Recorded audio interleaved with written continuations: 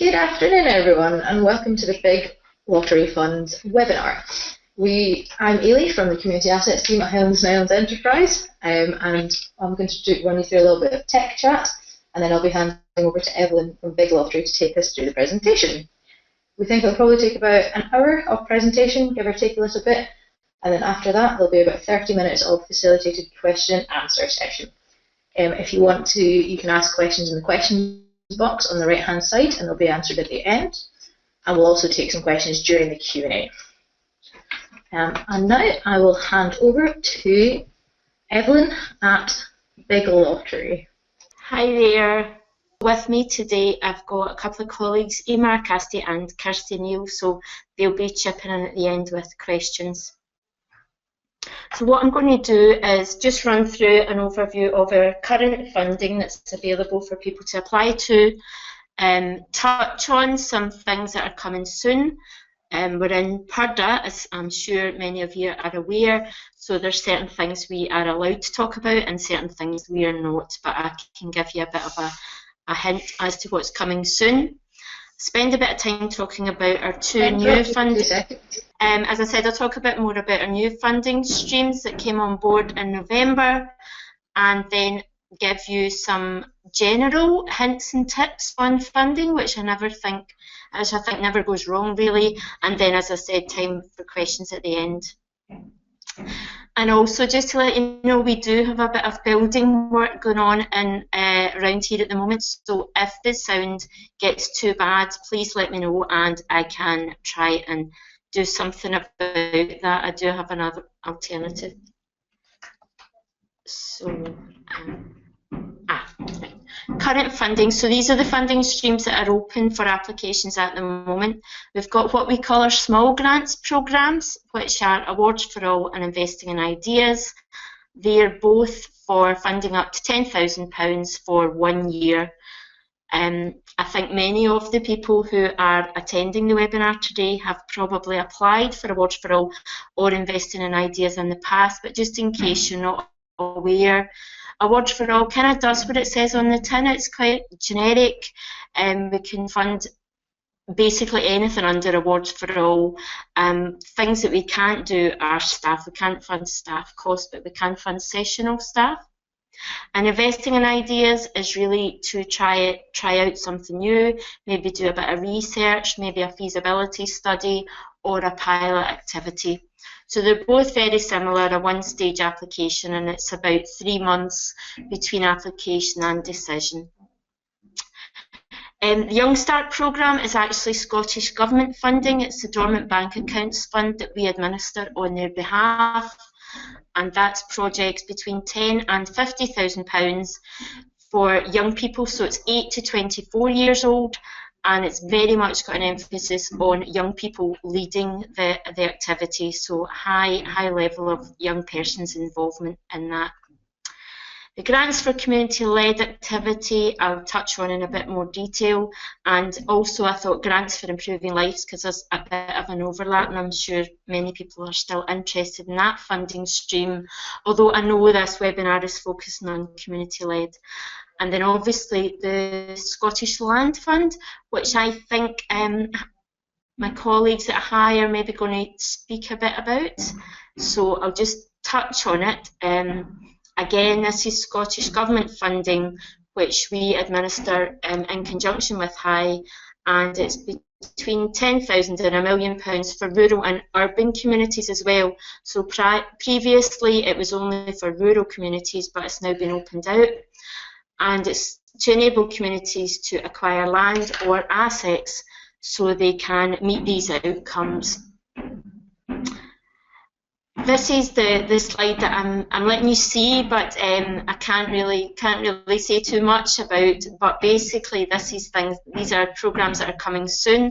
So we have the Community Assets Fund, which is will probably look a bit similar to growing community assets that we had before.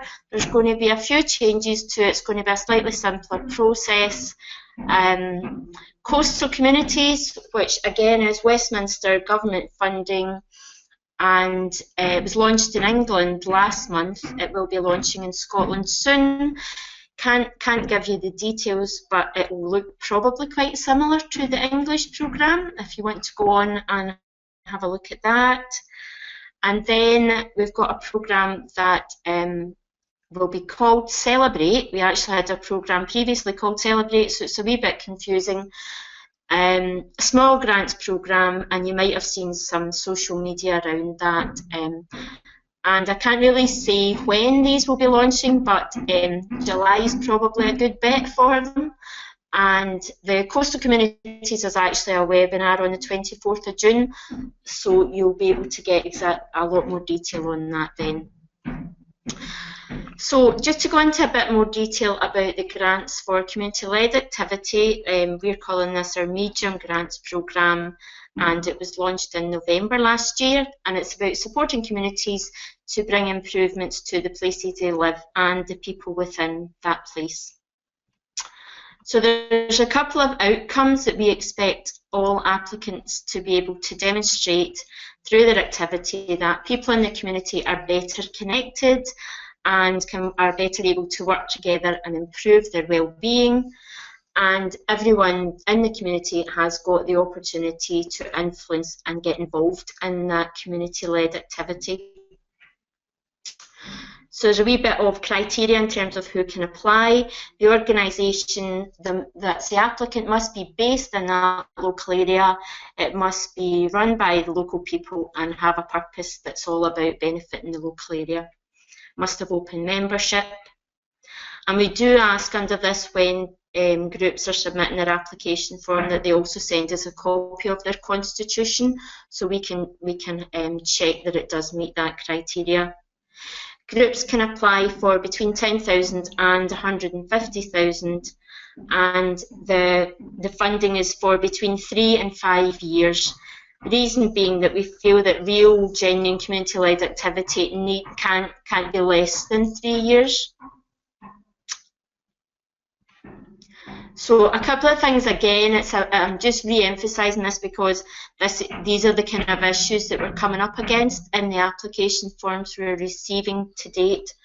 So we're really focusing on that wider community engagement rather than just a specific part of the community. It's about the involvement and the well-being of people in the community is really important. So it's not just about developing a place, it's really about that wider community and the people within that. So we've funded a wide range of activities so far, and I thought it'd be useful just to give you a few examples of those. So one, Community-Led Housing Association, which is going to be delivering a range of activities that are all about kind of community growing. And I would say in the first few months the programme is open, the majority of applications were all kind of around community gardens, community growing type things. But this is very much about taking that wider and looking at workshops for healthy eating, etc. And then a neighbourhood centre in Glasgow, it's already established and it's community run, and it's just developing and widening the range of activities to bring people in the community together and to target those people that maybe weren't engaged already. And the last example I've got there is an adventure park in the Western Isles, which again a community run park, and there we're looking for funding to extend the range of activities, so to do things like fun days and cleaning the park, and then also employing a kiosk worker and groundskeeper, I think, during the summer to try and get more people and actually generate some income through that activity. So far on community-led, we've funded 18 applications, and actually there was a meeting yesterday, so that might have increased slightly, but we've issued over 100 application forms for this funding and our Improving Lives. We ask people to contact us first so we can have a conversation. So the application forms are on the website, but they're only a sample application form. They can't be downloaded and completed. So we've sent out about 100 and we've had 18 back that have been successfully funded. We've funded activity across 12 of the 32 local authority areas so far, and from Highlands and Islands, that should be Highland rather than Highlands and Islands, Moray, Aberdeenshire and Western Isles. We've actually funded 2 community-led projects in the Western Isles so far. And then our second programme that was opened in November, we are saying is Grants for Improving Lives, and it's got a medium and a large funding stream, and that's much more about focusing support on individuals and people and helping them overcome any challenges and become more resilient. So Grants for Improving Lives, we've focused the funding on 4 specific themes: children, young people, families experiencing challenging circumstances, loss, isolation, loneliness, discrimination and abuse. So to be honest, although there are 4 quite specific themes, the first one around families experiencing challenging circumstances is a bit of a catch-all, and it's a wide range of activity coming in under that. So slightly different from community-led, where we actually have a specific eligibility criteria. Improving Lives is much more open in terms of who can apply. So most organisations are able to apply, but we are particularly keen to see applications from a locally based organisations and new applicants to Big Lottery funding. So as I said, it's split between medium and large. Medium is up to 150,000, and you can apply for funding between 1 and 5 years, and large is up to £1 million, again, same length of time, 1 to 5 years. It can be new activity, or it can be something that a group's already doing at the moment, as long as it meets what we want the programme to achieve. And groups can apply for revenue and capital costs.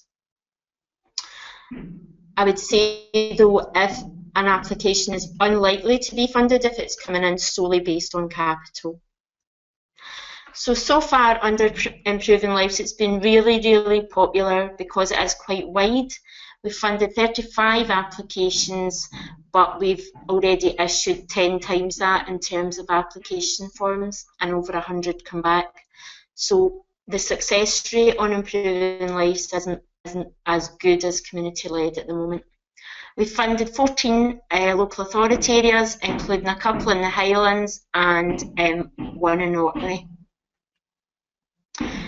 Just some examples of the types of things we've funded under this: a mentoring support for young males in Polmont Prison, a group-based peer support programme for individuals faced with issues around addiction and domestic abuse, and then a project about supporting young people between that secondary education to adult service, people with profound learning disabilities. So quite a mix of things we've funded under that. And all applications under community-led and Improving Lives, we're asking groups to demonstrate how they meet what we're calling the 3 approaches. And although we do tend to say these are kind of our 3 approaches, but they're absolutely not. They are kind of based on best practice from the third sector, and most good community and third sector organisations are doing this sort of stuff every day. But really we're asking people to demonstrate how what they're doing is people-led, so it's not a top-down approach, it's actually the people who are involved and participating in the activity that are actually taking the lead in that. So whether that's about developing what they're doing, planning what they're doing, and ideally, you know, it can be involved in the delivery, but we realise that might be easier for some groups than others. Strength-based, again, it's that kind of community asset-based development approach where we're saying to people, focus on the strengths rather than what's you know, what the deficits are in an area. So that can be physical assets, obviously, but it can also be the skills and talents of the people that you're working with. And then connected it is something that I think all funders are really keen to see how organisations are working with others in their area. And it's not just being connected for the sake of it, so we're not looking for just a list of other organisations that you work with. We want to know how those connections are actually making your activity more effective and providing better provision for the people that you're working with or the communities. So I suppose it's useful just to flag up some key messages about community-led and improving lives. Now that we've been running for about 6 months, we're taking stock of where we are, and we think it's worth just flagging up things as they're going. So that the whole thing about people needing to contact us first of all before they get an application form actually seems to be working really well. Groups quite like that idea of early engagement, and rather than going away and filling in a form that actually they never had any chance of being successful. And also that initial phone call or email or meeting gives us an opportunity to flag up any support requirements that group might have and help point them in the right direction for that. I suppose the only thing I would say is a couple of people have said to me that it can be quite daunting for people to contact us and ask for an application form. So we're really keen to get that message out there that initial discussion isn't an assessment. It is a discussion, and we can give you a bit of a steer, point in the right direction of which programme's best, send you an application form, and advise you if we don't think your activity is likely to be funded. We won't stop anyone applying, so if groups are absolutely insistent that they still want a form, then we will send that to them. But it's really, hopefully it's a supportive process rather than an assessment or an exam. One thing we definitely want to flag out is the funding is very competitive. I mean, we're looking at the moment about an average 50% success rate, but for some it's way less than that, particularly on the Improving Lives Large. It's nearer 20% at the moment. We're also seeing that quite a lot of groups are coming in for the maximum amount that they can apply for, and without any match. Now it's not a requirement to have match funding, but if someone's coming in for £1 million and they don't have any match funding, then they are unlikely to be funded, and they're certainly unlikely to be funded in full. We set a rule when we developed these programmes that we would only allow one grant at a time, and that's still the case, that we will only fund. So each organisation can only have one Improving Lives grant at a time. They can have one large and one medium, but that's it. And local authorities for that count as one organisation. Some of you might have spoken to staff within here about our focus on play. So Big Lottery Scotland is taking more of a kind of emphasis to be place-based working. We've set up 8 internal teams, and they're based on clusters of local authority areas. So we have the 2 that are relevant for Highlands and Islands area. We've got a Highlands and Islands team, and we have a North East team which covers Aberdeenshire and Moray. So the teams are still kind of finding their feet, but what we're trying to do is just get to know our areas better. So we're going out, we're speaking to groups, we're speaking to local authorities, third sector interfaces, and we're trying to know a bit more about the areas and what the issues are and what's going on in areas, so that when we come to assess applications, we've got a much better context about how that application sits within their community. So that's just it is quite a brief and a run through, but obviously we'll have a few questions at the end. But I thought it might be useful, just while I've got a captive audience, to do some just general tips on funding applications, whether it's Big Lottery or otherwise.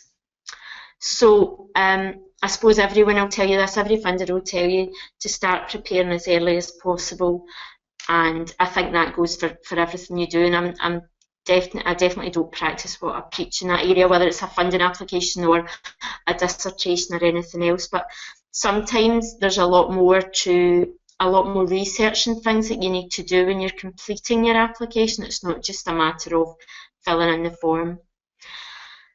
And a really obvious thing is to check the eligibility of the organisation, the activity and cost, because every funder is different and every programme we have is different in terms of who can apply, what you can apply for and what costs will fund.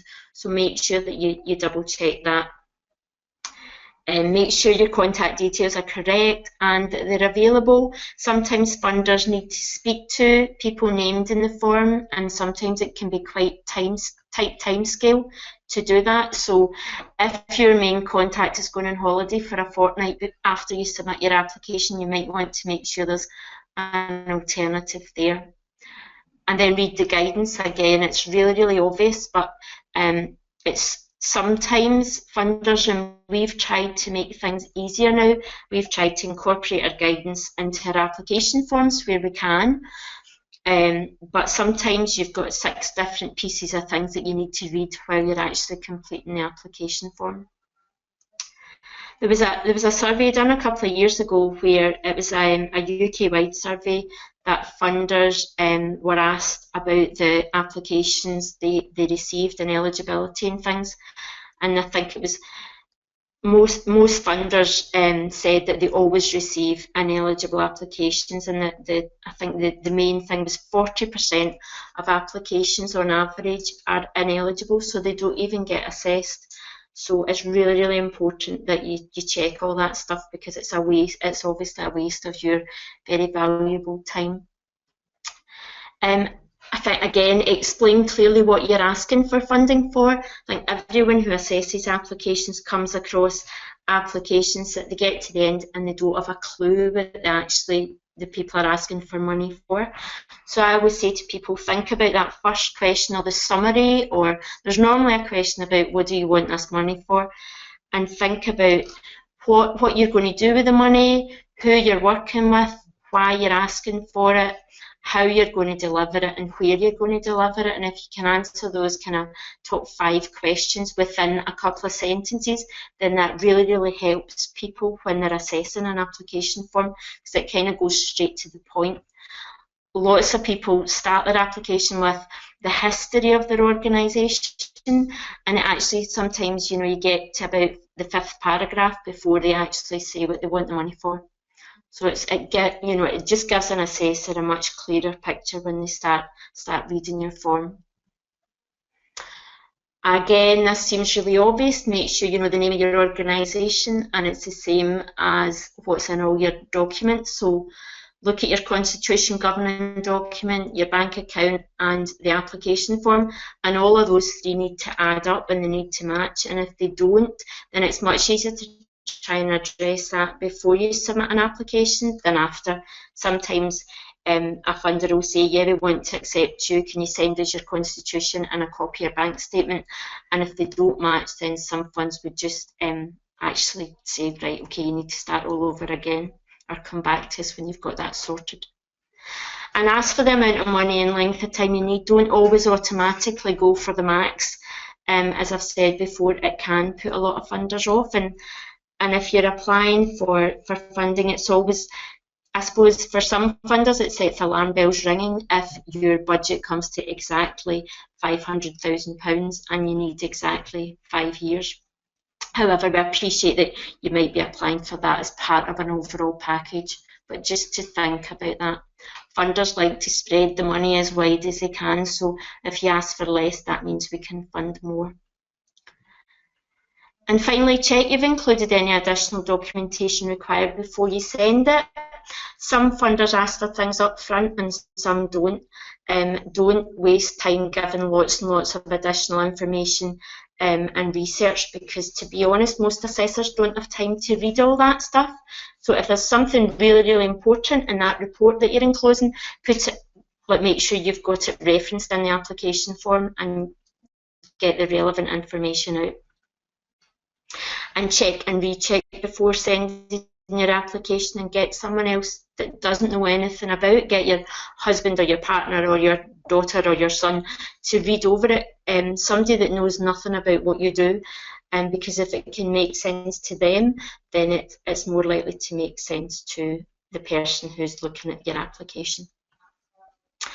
There's lots of sources of help out there. There's the third sector interface in each local authority area, or the CVS, or they all come by different names, but there's at least one in every local authority area. Obviously, you've got the support of HIGH in your area. Each local authority has a funding officer whose remit isn't just about getting money into that local authority itself, but actually in that area, and many of them are very supportive of groups in the area.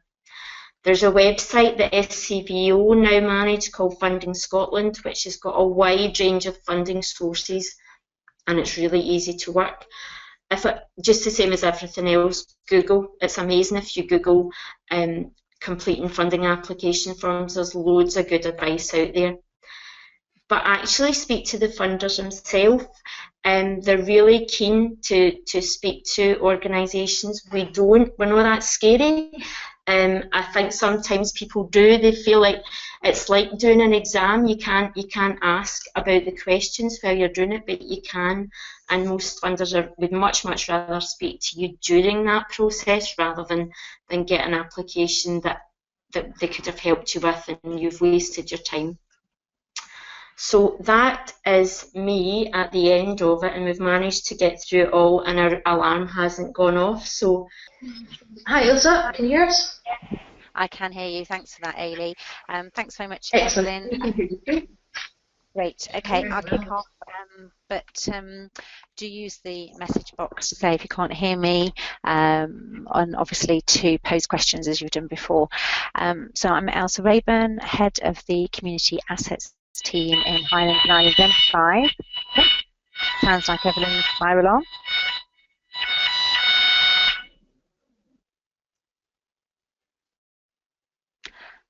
Okay, is that okay? Can you hear me, Ailey? Yep, we can hear you very clearly. Great, okay, thank you. So I'm here to have a chat about the Scottish Land Fund, which, as Evelyn said, we deliver in partnership with the Big Lottery throughout Scotland. This is a Scottish Land Fund, Scottish Government funded programme, which we deliver in partnership with Big Lottery, and as Evelyn's already said, it's recently extended to the whole of Scotland. It was previously just rural areas with a population of less than 10,000, but now it includes every community in Scotland. So it's a long-term partnership between Big Lottery Fund and Highlands and Islands Enterprise. We've delivered a number of programmes together, including one of the Growing Community Assets programme, and we're now on to the third iteration of the Scottish Land Fund. So we've got 15 years experience of working together, and to date we've distributed over £90 million worth of grants through the partnership. Scottish Government asked HIGH and Big Lottery to work together on delivering these programmes. Big Lottery are the UK's largest grant maker, and as Evelyn's already explained, deliver a whole range of different grants, both funded through the National Lottery but also for other partners. And HIGH are seen by the Scottish Government as the most effective and experienced community asset development organisation. A lot of you will know that HIGH recently celebrated its 50th birthday, so we've got many years experience of working at a very local level with communities and social enterprises and small businesses. Thanks, Ailey. Ailey's doing the clicking for me. You can click straight through this one. Thanks, Ailey. These are some of the organisations that we've worked with previously, and we continue to work with. So they include a lot of third sector organisations like Community Land Scotland and the Development Trust Advisory Association, Community Ownership Support Service, Community Woodlands Association. So there's lots of other sectoral bodies out there that can also provide support to communities and social enterprises who are looking to acquire assets. You can flick through this. Thanks, Ailey. Okay, so the current Land Fund, which finished in March 2016, that was a 4-year programme. We made 54 awards over those 4 years across the whole of Scotland, but as I've said previously, just to rural communities. distributed over £10 million, and that brought 90,000 acres into community ownership. Now, a lot of you probably have heard of the Scottish Government's million acres target, and that's the target which was set by the government a couple of years ago to bring 1 million acres of land in Scotland into community ownership. At the moment, there's about 500,000 acres in community ownership, and that's taken 90 years to get there, so there's quite a push on to get the other 500,000 in the next 4 years. However, we would say about the Scottish Land Fund is not directly tied to acreage, so that's not one of the criteria that's considered when projects are assessed, because we very clearly believe. So I've just had a message from Campbell Cameron, sound lost Ailsa, can everyone else hear?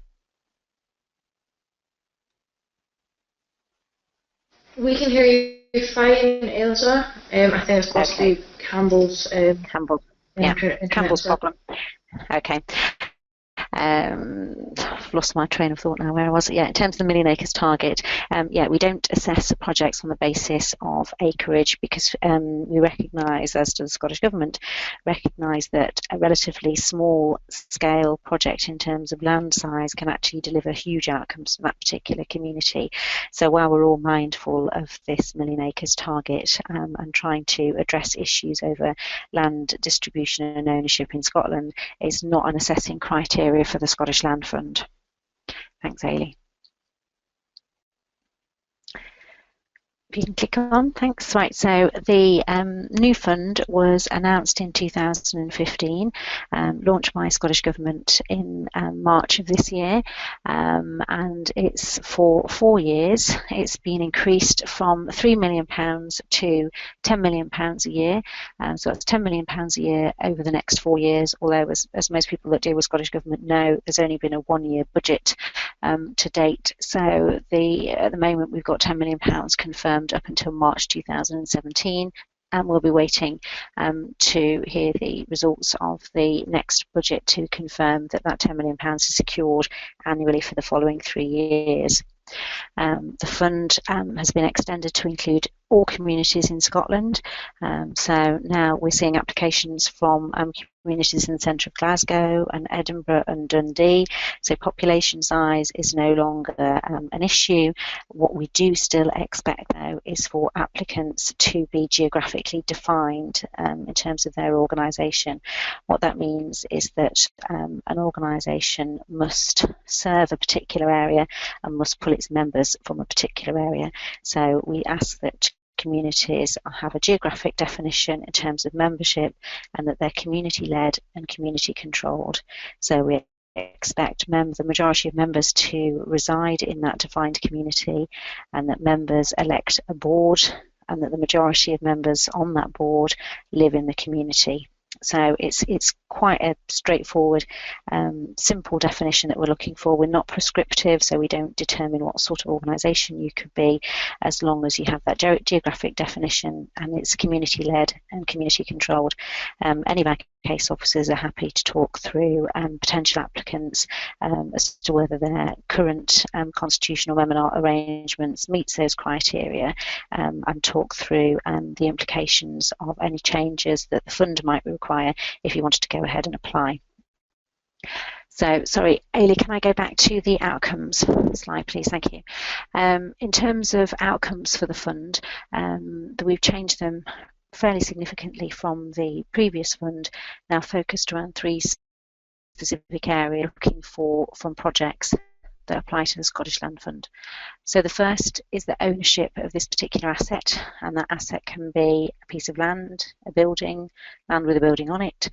We funded all sorts of assets previously, from small amenity pieces of land and playing fields to land for community centres and community hubs, post offices, lighthouses, other tourist facilities, land for affordable housing, right up to big crofting estates. So the asset type, we're not prescriptive. What we're looking for is that acquisition and ownership of that particular asset will enable the community to achieve more sustainable economic, environmental and or social development. So what that boils down to is ownership of that asset will enable you to do something good for your community. It will enable some change to happen that will facilitate economic, environmental and or social development. It doesn't need to be all or more of them. Secondly, we're looking for projects that enable the community to have a stronger role in and control over their own development. So this links back to the requirement for applicants to be community-led and community-controlled. So we're looking for a board of volunteers, we're looking for good community engagement, we're looking for evidence that the community support the acquisition of this particular asset and will support the ongoing project. We're also looking for opportunities here for people to volunteer in either the acquisition process, so be on the board while the acquisition goes through, or alternatively to get involved once the property is in community ownership. The third outcome that we're looking for is around governance and financial sustainability. So as part of the due diligence checks we'll do on applicants, we'll be looking at the board, what sort of skills are on the board, what sort of experience the board members have, are there any gaps in that skills or experience that we can help in terms of building capacity, can we help with training or helping find new board members. And so we're looking for a strong, well-governed board, particularly where the assets are very big and complex. We're also looking for projects that are financially sustainable. So we're really clear that we'll only support the acquisition of properties that are assets as opposed to liabilities. So we want to work with you to help you develop a business plan to show that the costs, ongoing costs of ownership and management can be more than met by income that you're going to generate from ownership of that asset. So if it's a relatively small scale asset, like a small piece of amenity, woodland or a small park, then we'd really only be looking for a business plan that shows how you can cover the ongoing costs of management and maintenance. Obviously, if it's a big community centre or a large building or a big estate, we'll be looking for something much more proportionately detailed in terms of how you're going to generate sufficient income to run that estate and building, and have you got the skills to do that. So those are all the sorts of things that we look for in applications, and we can support applicants to ensure they've got really good, strong projects. I'll talk about that next in how we can do that. Thanks, Hayley. So there's two sorts of support you can apply for under the Scottish Land Fund. The first is capital support, and this is the actual costs of acquisition, so the purchase price of the asset. It was under the previous fund, there was a maximum of £750,000, and we actually awarded that on several occasions for very big forestry and estate assets. And this fund, partly in recognition that urban properties are now included, the maximum value has been increased to £1 million. We have retained something that we had in the previous fund, which is called the exceptional circumstances provision, which basically means that if an applicant came forward looking for an excess of £1 million for an asset, then we could ask the Minister for approval to that, but it's out with the authority of the SLF committee. If we are seeing assets coming forward in excess of £1 million, then we'd expect them obviously to be commercial assets. We'd be expecting match funding to be in place either from commercial funders or from other funders. But again, we will work with applicant groups to develop a funding strategy and assist them with sourcing other funds as match funding. In terms of capital support, you can also apply for any legal and other fees that are associated with acquisition, and those are things like your solicitor's fees, land registry fees, and if it's an estate, you can also apply for things like title and registration and mapping costs, which can be quite substantial if it's a big piece of land. Thanks, Hayley. The other stream of funding that you can apply for under Scottish Land Fund is revenue support. This was something we were really keen to introduce for this third round of Scottish Land Fund. We were seeing a similar number of applications coming forward in the High area and in the Scottish Enterprise area, but what was very clear is that the number of applications that were converting to successful awards were lower in the Scottish Enterprise area. And part of that was due to the lack of pre-acquisition revenue support. So that is funding to help with things like business plans and feasibility studies, with technical support like structural engineers reports, valuations, etc. Groups could apply to investing in ideas, but there was a maximum award there of £10,000. As Evan has already said, it's quite oversubscribed with a relatively it's very competitive, so success rates are not guaranteed. So we were very keen to introduce through the new fund some pre-acquisition revenue support across the whole of Scotland to ensure we had that parity of support for the Scottish Enterprise area clients.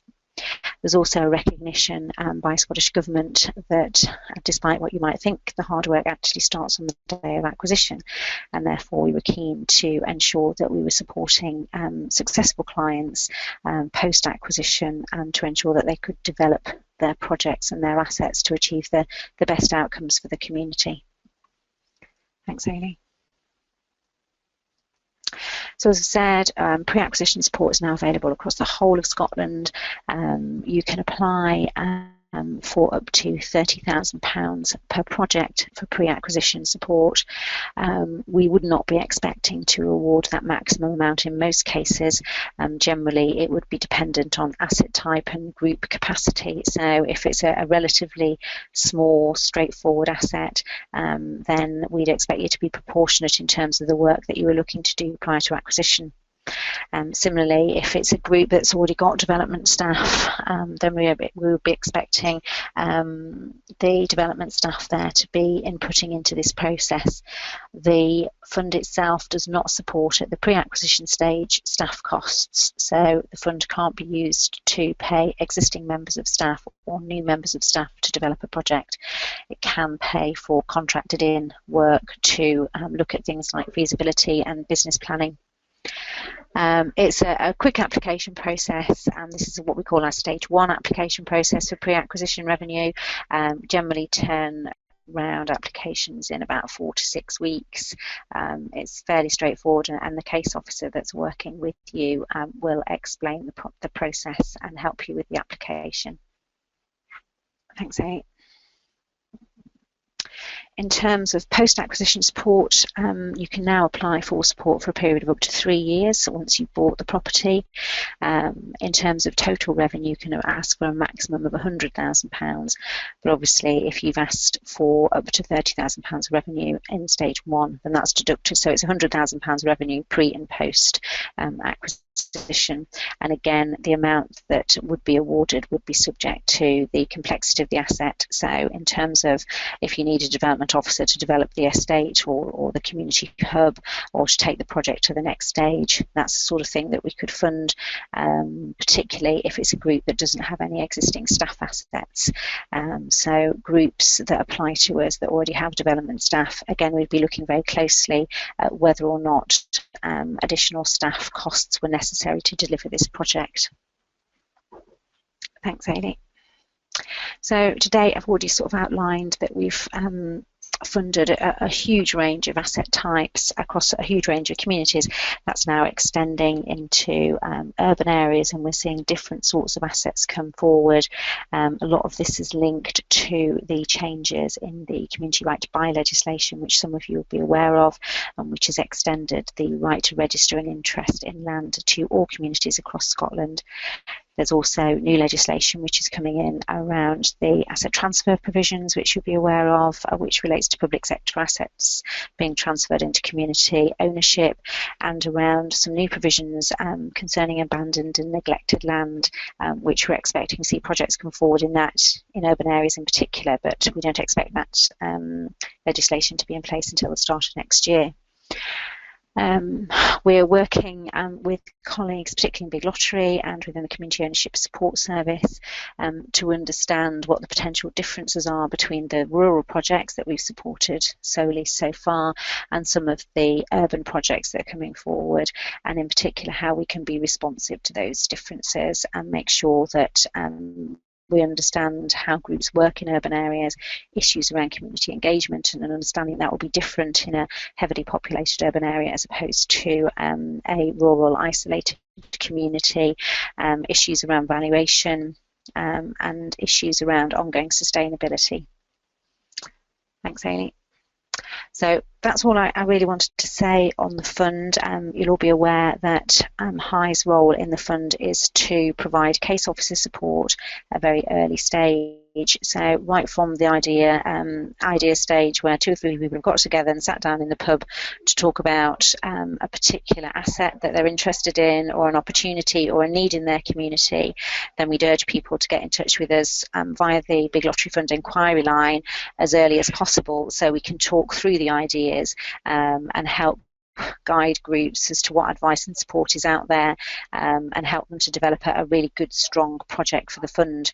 We're lucky in the previous fund in that we had a very high success rate. I think we probably only had sort of 4 or 5 projects over the 4 years that were rejected, but that was basically because we worked with groups to make sure that they had a really good, strong project before it was presented for approval.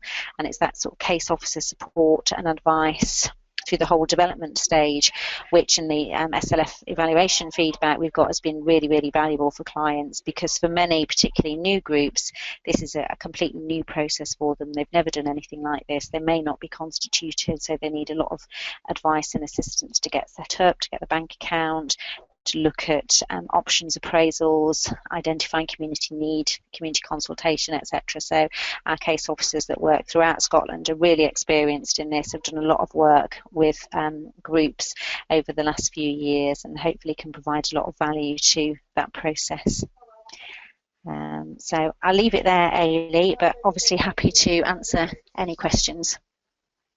Okay, thank you very much, Ailsa. I'm going to leave you off mute, so we're going to be able to hear you at all points, and I'm also going to take Evelyn off mute in time for the question and answer session. Keep adding in questions, guys. We're getting some really excellent ones through, and I'll start from the first question, which came in from Hazel Allen. I think it's directed towards Evelyn, which is regarding the community-led activity, the Medium Grant Programme. What is the definition of local?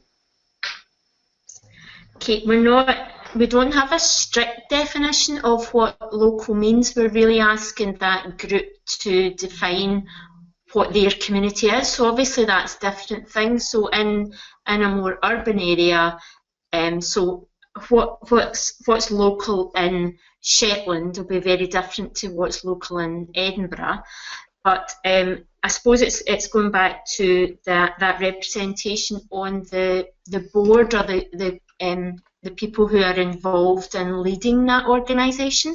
So they've got to be representative of that area, and obviously the impact that the work's going to have. So that sounds a bit woolly, but we're really keen to try and not tie up definition. We did in previous funds have a very tight definition of what we meant by local, but we're really asking groups to tell us what they define as their own community. But we would certainly have a conversation with Hazel or whoever the applicant would be at that initial stage of the process. Okay, thanks, Evelyn. On a similar theme, regarding community growing, is there funding for staff? That's in from Clara Hickey. Yeah, I should have, thanks Clara for flagging that up. I should have said it. All our funding, apart from Awards for All our other funding programmes can fund staff. So costs under the community growing, which is mostly on community led, would be any kind of cost. So it could be any revenue, as well as there's an element of capital we can, but any revenue, overheads, and staff costs are all eligible. I think you've actually answered the next question on my list here, which is in from Angela Williams about investing in ideas and whether that can be used to fund staff to undertake a short-term feasibility. Yes, yes, it doesn't have to be an external consultant or contractor to take that work, so long as there's a specific form that we asked, so that you can show what the time and how those existing members of staff were involved in that. But yes, it doesn't have to be out with the organisation. You can fund that under investing in ideas. Okay, I think you're being grilled a little bit here, Evelyn.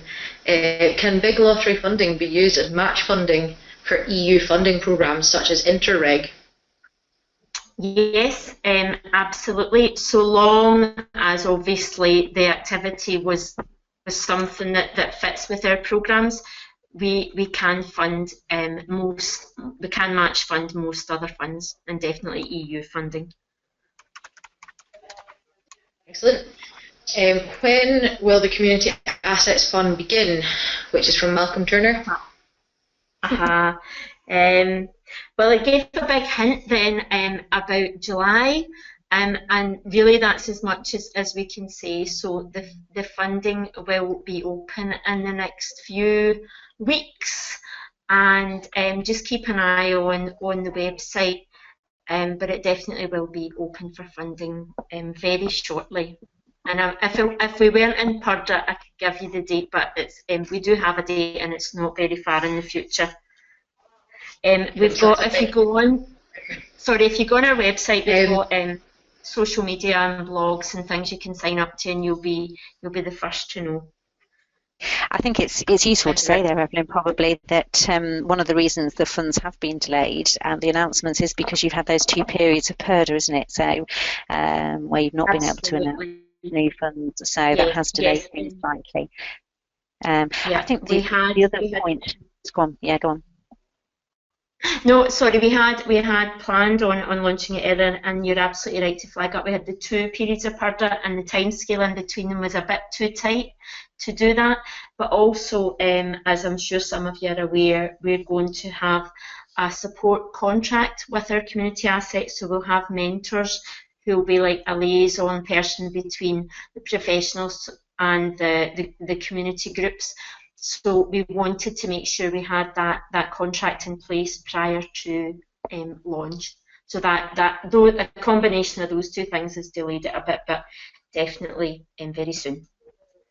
I think the other thing that's interesting about what you've said, and we had a chat with Emma Whitfield, your head of engagement and communications yesterday, was around sort of the fact that there has been a period of time between the old GCA and the new Community Assets Fund that's to be launched. There's been quite a lot of projects held in abeyance, so I'm sure you're expecting to see lots and lots of applications as soon as it's launched. But I think the really strong message that came across yesterday, and hopefully today, is that although there will be a maximum amount that groups can apply for, groups really need to be thinking about not applying for that maximum amount, that they need to be looking for as much match funding as possible, and certainly coming in at considerably less than the £1 million maximum if that's what it's finally agreed at, because I can think off the top of my head probably 15 to 20 projects that we're working with here, and there'll be others across the whole of the country, so it'll be incredibly competitive, and the more that applicants can do to look for and secure match funding and to reduce the total ask of the new community assets programme, the stronger their application will be. Yeah, and I think a lot of the changes to the land fund, I think, has helped with that, because obviously groups can, at the moment there are some groups that have been able to access funding through the land fund that would previously have had to wait until community assets was open. Yes, that's right, and that's for groups that wouldn't have been eligible under the previous Scottish Landfund. Yeah. The other thing that we do quite closely from the Scottish Landform point of view is talk to other funders. So we've obviously got a good relationship with Big Lottery, so we'll try and help communities through that whole process. So if they come to Scottish Landfund for a project, we'll talk, and they're intending to go to community assets for a large development award, then we do talk to colleagues in other funding organisations organisations to ensure that we can make the process as smooth as possible for applicants. But equally, where we've got projects where groups are coming to us for a Scottish Landfund award for an asset which requires substantial development costs, then equally we may say, well, we'll wait and we won't award a Scottish Landfund, or we won't recommend to committee the award of a Scottish Landfund award until we know that development funding is in place. And that comes back to not wanting to saddle applicants with potential liabilities that if they don't secure that community assets or HLF funding, they've got a huge liability on their hands. So we do talk to other funders. We do it quite regularly with groups like the Rural Housing Fund and Scottish Government to make sure that applicants are well supported throughout the process, but equally that we don't, we're not taking forward projects that are very risky for applicants. That's a pretty comprehensive answer, thanks UT. The next question is in from Mark Brennan, and is there going to be a community assets land or any other funding for community-owned renewable energy projects? At the moment, of course, until we know what's happening with FITs, it's hard to say. To date, we've tended not to support acquisition of assets for community renewable projects because that's then meant they could not apply for other grant funding to actually develop the scheme. So until we know the outcome of that whole programme, it's hard to say. We wouldn't suggest that groups come to us, to Scottish Landfund, to acquire an asset for a renewable project at the moment, because if that then prejudices any future FITs or future FITs application, they could be significantly prejudiced. So we'd probably suggest if groups have got interest in doing that, they come and talk to us and we can speak to our community energy colleagues to try and get a feel for which way the wind's blowing. We have, through growing community assets in the past, we have funded some community renewable energy activity, and obviously the FIT stuff has did complicate things a bit, but I would still expect under community asset that there's still that possibility, but you'll get more information once the programme's launched. Okay, great. If a community already owns land but wishes to purchase an additional asset, can it still apply to the Scottish Land Fund? Absolutely. Yeah, in the previous fund we had a group which applied twice and was successful twice within about 18 months to acquire 2 different assets. So the fact that a group already owns assets quite often stand in their favour because they can demonstrate they've got the capacity and skills to manage a project. The sorts of things we'd be looking at is what the impact on that group's capacity would be in having 2 assets. So we just want to satisfy ourselves that the group could manage another asset on top of what they already have. Is there Scottish Land Fund funding for early feasibility, for example, title searches for potential land purchases or lease for community housing? A question's in from Mark Brennan. Okay, I think in terms of title searches, I think that would depend on whether you'd already been through sort of the options appraisal to decide which is what's the need of that particular community and which of the sites you're looking at would best suit that need. So I suppose it depends where you are in that process. We wouldn't fund just a general trawl of title searches across a whole community to see what might be available. It would be much more focused on what are the needs and what's the best site that might deliver that. In terms of the second part of the question, leasing, the Scottish Land Fund wouldn't fund leasing costs, and we've had applications in that previously and they've not been awarded. So the fund is very much focused on freehold acquisitions of assets by communities. I think you've also answered our next question from Simon Lee about whether the pre-acquisition support includes feasibility, which you just answered yes. So I'm going to skip over that one and go to what are the differences between the Scottish Land Fund and the Scottish Rural Housing Fund? Okay, the Rural Housing Fund is managed by Scottish Government. It's £25 million over 3 years. That fund is focused principally on the development costs, so actually the build costs of providing housing, and that fund's open to a range of applicants, so it's open to not just community applicants, which the Scottish Land Fund is open to. So there's a difference in who can apply. There's a difference in terms of the fact that RHF is focused principally on the capital build. However, Royal Housing Fund will also fund acquisition costs, and it will also fund sort of development feasibility work. However, in terms of acquisition costs, they don't fund speculative acquisitions, so they'd want to see that as part of a whole development proposal, where the Scottish Land Fund would fund an acquisition at an earlier stage of a project's development. They do fund feasibility work. They've got a maximum of £10,000 per project, and we have actually got a couple of projects where we've worked with the Royal Housing Fund, and SLF has funded some of that initial feasibility work, and the Royal Housing Fund has funded some of the work which relates much more to the capital development phase. So if you have got a project where you think both funds might apply, then we suggest you talk to us at an early stage, and we can talk to colleagues in RHF, and they do the same if they've got ones that come to them. We try and agree what's the best process for applicants to ensure that they get the best project development. Look, we've got a case example here in from Liz Nicholson, who has said, if an organisation does not need capital support, does this preclude the group from having post-acquisition support from Scottish Land Fund?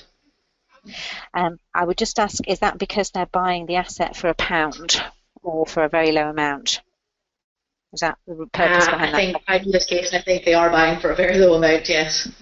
Right, okay. No, it doesn't. There is a £10,000 minimum for the Scottish Land Fund, so generally if the total project costs around acquisition are less than that, we'd suggest you go to other funders, and we can talk to you about that. The Land Fund is very much focused on bringing assets into community ownership. So I suppose if we saw a project coming forward, or the committee saw a project coming forward that was sort of a £1 to bring an asset into ownership, but then the group were applying for £100,000 in revenue, they might not feel that to be within the spirit of the fund.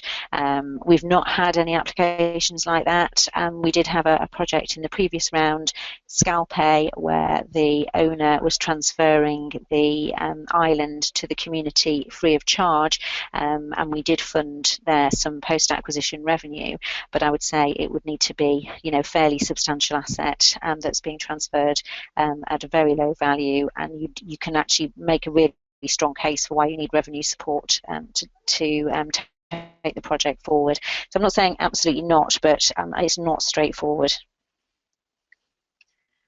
Okay, I'm going to give Ailsa a break for 2 seconds and send one to Evelyn, which is, once open, how long do you expect the CCF funding to be available? And for those who don't know the acronym, that would be Coastal Communities Fund. Actually, I'm going to have to say I can't give a definite answer on that, but I can find out and get back to you. Sorry. I don't know, because it's Alison. If you hold on, I'm going to get one of my colleagues to run down the stairs and speak to one of the coastal team and see if I'm able to answer that in the next. When would it? Not a problem, Evelyn. What we'll do is we'll keep going with the questions, and then if you get an answer, you can interrupt what's happening there. Back to the Scottish Land Fund questions. With regards to Stage 1 funding, Ailsa, could you explain the timescale? How long do you have to use the Stage 1 funding before you can apply for Stage 2? That's in from Clara Hickey. Okay, so Stage 1 funding, so it's a straightforward application process. Once the management committee is met, you get a letter sort of within a week confirming the award. It's the same with all lottery funds. You need to have a bank account set up, so that can sometimes delay things. But once you've signed and returned the letter, you can then crack on with undertaking the work that's outlined in the award. We normally expect that sort of work to be completed within 3 to 6 months, because it's sort of business planning, feasibility, evaluation, etc. So you would be at a reasonably advanced stage in your project before you applied for stage 1 funding, and be committed, have some community support, and be committed to taking it forward should it prove viable. So we would normally say 3 to 6 months to do that work, and you can then apply for a stage 2 award. Now, we are aware that obviously some projects that come forward are very time limited, in that the property's on the market or they're subject to right to buy, timescales, etc. So we will accept a stage 2 application while the stage 1 work is ongoing, but we wouldn't give a stage 2 award, and the stage 2 is around the capital costs for acquisition. We wouldn't give a stage 2 award until all that stage 1 funding has been drawn down and spent. So it's really up to the group, if they're in a really short time scale. We'll obviously work with you to help you get briefs and tenders and get the work commissioned, etc. But you do need to have completed that stage 1 grant before you can get a stage 2 award. I hope that answers the question. We've got 2 questions in here about the Scottish Land Fund and regarding state aid rules around it. Might the purchase grant constitute a state aid in regard to the de minimis rules? Well, each case is, as with all state aid, is looked at on its merits. So we'd look at whether the grant for that particular acquisition constitutes state aid. So you're looking at things like, can we make a local market argument? What is this particular project going? What sort of services is it going to be providing? We do look at things like displacement, which is different from state aid, but a lot of the same sort of considerations. So if it was considered to be aid, and big lotteries lawyers look at whether or not it's aid or not, then it can be granted under the de minimis regulations. We did not have many aid projects in the previous fund, but moving into urban areas, that might change. We don't know yet, but we do have a process in place that quite early on in the process, when a project comes to us, we will do a state aid assessment and send it over to the big lottery lawyers, and they will have a look at it. We've also got the ability to bring in the Scottish Government State Aid Unit if we think there's any issues, and they can help with state aid assessments. So as I say, it is something we consider for every project, and we try and consider it as early in the process as we can. So if it is going to be classed as aid, then we can try and find a good solution for the applicant. Okay, thank you, Ilsa. On the same topic, what is the max intervention rate for the main purchase costs? Okay, well, the guidance notes that we've produced for the fund explain that we can fund up to 95%. However, I think coming back to what Evelyn was talking about, we very, and certainly the committee, look at maximum intervention rates, look at what match funding that applicants have been able to secure, and we all consider that being able to secure match funding, particularly local contributions, is a really good evidence of local support and viability for the projects. So we know that certain types of projects find it difficult to secure a huge amount of match funding, and that has to be raised by local volunteers. And in those cases, we might expect to see a higher intervention rate, but equally, we know there are lots of projects that that could secure match funding from elsewhere. One of the justifications to Scottish Government for the Stage 1 awards was to enable groups to do that work, to look for match funding. So whether that's a local wind farm, or whether, I'm not sure where Leader is at the moment on providing support for acquisitions, local councils, private contributions. What we also find is that quite a lot of the vendors will agree to give a discount on the market value, and that can be counted as a contribution. So we'd always suggest to applicants in the first instance that if you can secure a discount on the market value, but that's 20–25%, then that's a really good way of making your contribution to the project. So as I say, the guidelines say 95%, but we don't expect to see many at 95%, and it's a really good indication of support for the project if you can demonstrate match funding from elsewhere. Okay, thanks, Ilsa. A question from Ivan Brown in the Western Isles. If a community applies to SLF for a project, can they also apply to community assets for the same project? Yeah, well, absolutely. Because, as I say, we've got quite a number of projects where groups are coming to Scottish Landform for the acquisition, and at the same time, using some of that stage one feasibility funding, we're helping them prepare their community assets or HLF application, their stage one application, to get that initial support from the principal funder who will look at the development. So absolutely, we'd expect lots of simultaneous applications, and so we talk very closely, we talk very regularly to colleagues in Big Lottery to ensure that we're giving the right sort of advice and our advice is aligned on these projects. We've had a little scenario in from Alison McLeod, and they're looking at buying 2 small areas of land, one from the council and one from the NHS, for different purposes, and we expect to make 2 applications to SLF. Would success in one of these make success in the second application less likely? So you're buying what? Sorry, I missed a bit of that, Ailey. One from the council, one from the NHS. Right, okay. I would suggest you make an application for both under the same application, and there's no reason to make 2 separate applications because it's 2 separate owners, and you would get an award for both, and it may be that only one of them might complete or they might not complete at the same time. So, if it's part of an overall project, then apply once for the 2 separate assets, but if it's 2 separate projects, obviously apply separately. Thank you. We've got another question in about the Coastal Communities Fund. Have we got Evelyn there? Yes, and I can answer both questions at one time. Excellent. Because it's not open yet, we can't really say too much about it at the moment. All we can say is that coastal communities in Scotland will definitely be opening for another round. But we can't see how long that the funding will be open for at this stage. More information we'll be able to give at the webinar on the 24th of June. So if anyone wants to sign up to that webinar, and that will be the Coastal Communities team that will be delivering that on the 24th.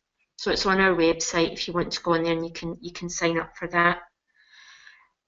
There's also a question in from Angela Williams on this Coastal Communities Fund. As it's government money, can it be matched with other lottery funds? You can say that's answered in the next webinar if you'd like.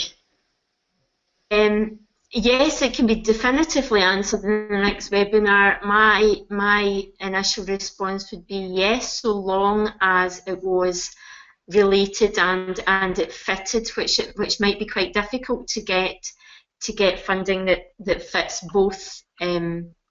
To get an activity that would fit both funding streams, but there shouldn't be any reason why it wouldn't be able to be used as match apart from that. So there's no kind of reasons about it being government funding, because it's coming from a different source. Lottery funding is coming from lottery players ultimately, so it is, and the Treasury is funding coastal communities, so they're in two entirely different sources of funding. Okay, a question from Gemma Campbell.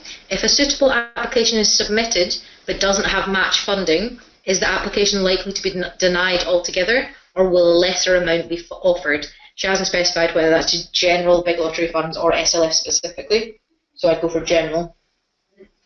Okay, it certainly is it wouldn't be denied altogether, but it would obviously depend very much on the application. So then, if an application was something we wanted to fund, we felt the activity fitted, the lack of match funding wouldn't be the reason for not funding it.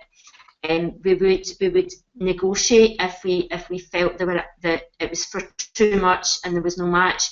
We might offer a lesser amount. We might go back to the organisation and say we could give you, say, 3 years instead of 5. So it certainly would never be a definite no solely based on that reason. Okay, thanks, Evelyn. We've got one last question in, so now's your chance to get your last minute questions in, guys. And it's another quite general one from Gemma on a question regarding staffing costs and funding. The interim stage 2 application, are there any funds available to pay staff working on it? Is this a stage 2 GCA application, I'm assuming? She hasn't specified it. Gemma, could you give us more detail on that one? In the meantime, we've had a question in they've asked about the Coastal Communities Fund webinar here, link. What I'll do is I'll fire an email round to all attendees afterwards, including the link. Yeah. I mean, I could respond on the application stage 2 even if it isn't a big lottery. We would certainly we can never fund any costs related with the development of an application itself. So if it's around activity and it's based around its specific development support, but we could never fund just completing an application, the time involved or the resources involved developing an application form. Okay. And I think most funders are the same, to be honest. Okay, so all that's left to do now is thank our two speakers, Ailsa and Evelyn, for their time, and thank you everyone else for attending. I hope this has been helpful, and this has been recorded, so if our technology has worked correctly, we will circulate a link to that so you can refer back to this at other times. And other than that, that's us ready to go. Thank you, Ailsa, and thank you, Evelyn.